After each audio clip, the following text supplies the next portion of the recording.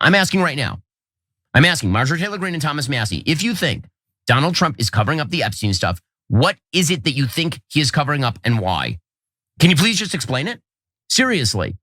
You're the ones making the claim a cover-up is going on of such utter epic proportions that there must be a congressional resolution to pry the files out of these hands. I haven't seen Ben Shapiro for a while.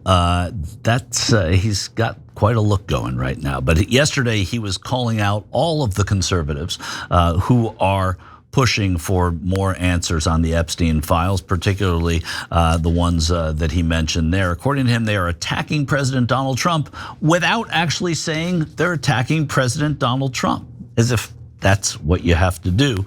But we have more clips where that came from. Cenk, what do you think about Shapiro and what he's saying about Representatives Greene and Massie? Yeah, so there's a split within MAGA, obviously. And what's hilarious about this, Michael, is that every time Trump sides with one side over the other, they come in and go, that's it, Trump said it. Trump, and everybody bow down to Trump. Yeah. And then, but once he flips, because he has flipped a couple of times, especially on the issue that Ben cares the most about, which is Israel, and apparently an adjacent issue, which is the Epstein files.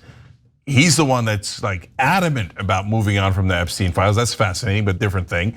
So here, when Trump, I don't know if the Epstein files are an adjacent issue. Yeah, that's an open question. Okay, so anyways, but Shapiro's, and what we talked about, Michael, on the show is both Shapiro and Levin, not others, but those two in particular, both said that they talked to Israeli government officials, and then the next day they come out and they're like, we got to move on. There's nothing happening with the Epstein files, right? Okay, and you're like, all right. It's like a guy walking into a room going, I'm not gay. Okay, no one asked. But anyways, back to the main issue here. When Trump was disagreeing with Israel and he cut them out of the Hamas deal to get one of our hostages back, when he cut them out of the Houthi deal in Yemen, and when he was saying maybe we shouldn't bomb Iran, et cetera, that's when Shapiro was like, no way, this is wrong, this can't be. And Marjorie Taylor Greene and Massie are like, see, Donald Trump said it, Donald Trump said it. Now that Trump bombed Iran and is back on Israel's side in their way of seeing it, right? In my opinion, being on Israel's side would be to get them to stop doing this so that they're not hated by the world, but okay. Back on Netanyahu's side, now Shapiro's like, that's it. Now you're going to be disloyal to Donald Trump and we're going to get you, okay? All right, brother, it's a very transparent trick. But what it covers up is the real split and why there is a split, which is what we'll talk about in a minute. Right. It would be great if he was telling Greene and Massie that they're committing treason. If that was the thing that we just do all the time. Anytime you disagree with Trump, yeah, it's treason. It's treason. So you water down what really treason is. There is, there's a little bit more here now that we can watch of Ben Shapiro going after what he calls pseudo MAGA. Why, if you are a loyal Trumpist Republican, somebody who believes the president ought to succeed, are you doing this? Why are you fostering a conspiracy theory about Trump? Forget about Epstein, a conspiracy theory about a Trump cover-up that Democrats are currently pushing for political gain. Hey, let's be clear again on what pseudo MAGA is doing here. I'm calling them pseudo MAGA because Trump is the decider of MAGA. He's the person who created MAGA. He's the builder of MAGA. He's the definer of MAGA. Pseudo MAGA are people who claim to speak on behalf of the MAGA movement, who represent a tiny sliver of the people who voted for Donald Trump. What are they actually attempting to do? What they are actually attempting to do, again, is seize control of the supposed MAGA movement from the only person who founded it and created it, Donald J. Trump. That is what is happening right now. There's clearly an attempt to attack Trump here. Why the attacks on Trump? That's the question I'm asking. Go after Epstein all you want, that's fine, but you are accusing Trump of a cover-up. So if you're accusing Trump of a cover-up, the question is, what's the theory? Or is it a cynical play to attempt to drive down Trump's favorables and seize control of the movement that he built? Because that's what it looks a lot like. Well, Ben, if you're going to talk about the president's numbers, we're going to come back with a few, pieces of information about those numbers. Harry Enton at CNN is going to help us right now. Trump's net approval rating. Look, he started off back in January +6 points on the net approval rating, -3 in March, -7 in May, and now he's at a term too low at -11 points. His net approval rating has dropped nearly 20 points in the aggregate since the beginning of his presidency. Well, on what issues do the American voters seem to disapprove of him? They disapprove of him on all of the issues. He's underwater on all the major issues of the day. Trump's net approval rating on all the major issues, minus 5 points in immigration, his best issue. He's underwater. How about the economy? That was what he was elected for. Minus 14 points. How about foreign policy? Minus 14 points. How about trade and those tariff wars? Minus 15 points. And of course, the Epstein case, the lowest of the bunch, minus 37 points. 37 points below water. But Harry, you said he's 37 points below water on Epstein. So I guess the president is humbled by that. Let's listen. Republicans are doing well, and I have the best numbers I've ever had. You know, it's amazing. I watch people on television. Well, what about Donald Trump's polling numbers? Yeah, they're the best numbers I've ever had. And with this made-up hoax that they're talking about, my numbers have gone up 4 and 5 points. They want to do anything to get us off the subject of making America great again. Cenk, it's like we've talked about many, many times, and we get redundant on it, but I don't know what he's seeing and what he's doing, but whatever it does and whatever he says, it seems to work for him. But we heard Harry Enten say 37 down on Epstein. So in this case, actually, Trump is, of course, over the top, and he's going to take one number and run with it. But I at least understand where he got that from. Ironically, he got it from Harry Enten. We covered it on the show a couple of days ago when Enten came out and was like, "Oh, the Epstein files, nothing to see here. Trump's numbers are holding steady. In fact, they've gone up with Republicans, right?" And I said on the show, you took that poll like 3 minutes after the Epstein files story broke. Why are you touting it as the Epstein files are not moving Trump's numbers?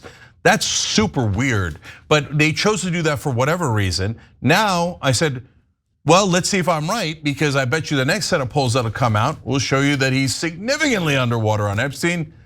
I think minus 37 counts.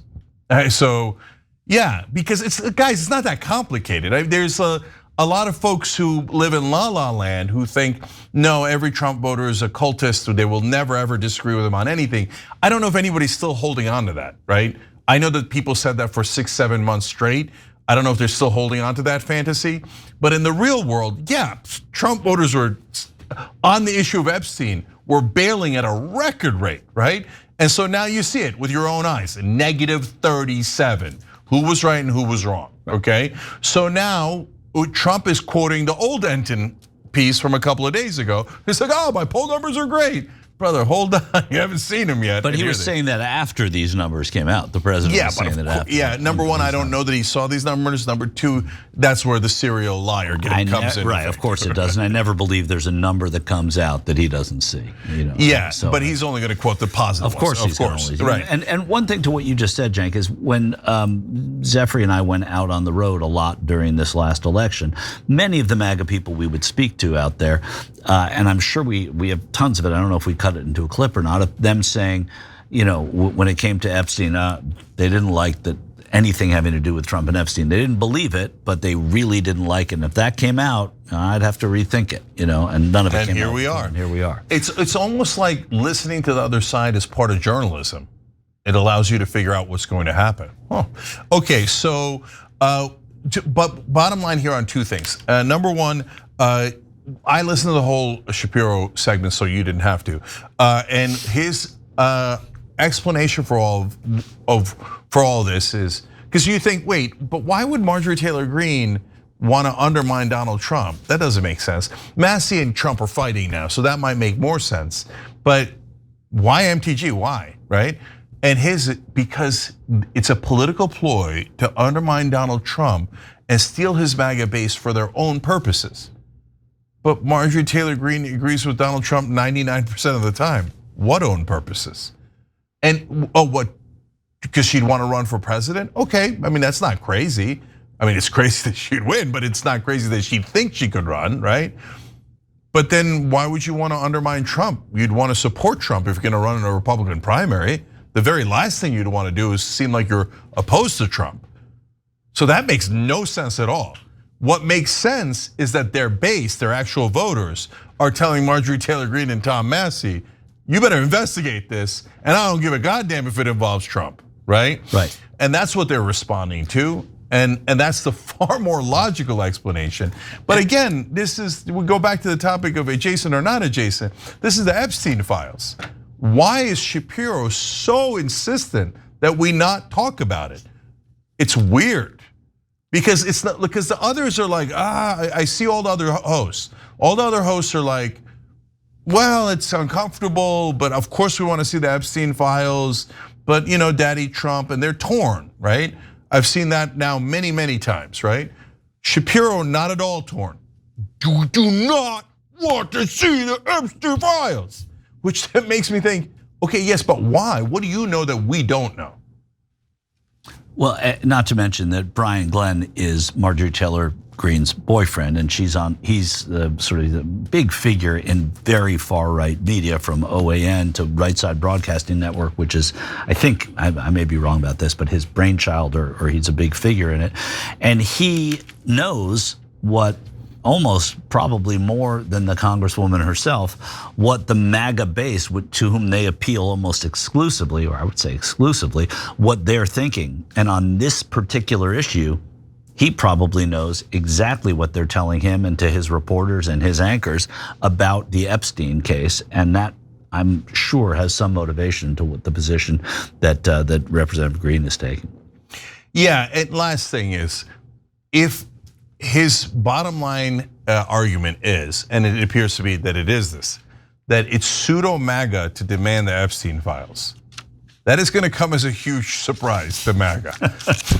So I would love for Ben Shapiro to present evidence to us of MAGA going, I don't want to see the Epstein files. No one should see them. Who cares about pedophilia among the powerful elites? We don't care at all. Bury it. Show us the tape, Ben. Other than you, show me one other actual, well, not other than you're not actual MAGA. I mean, it's so ironic. You want to talk about a pseudo MAGA. The guy was never Trump guy in the first place, right? And by the way, he's telling on himself. Sometimes people agree with Trump and then try to undermine him to steal his base. Who might that be, Ben?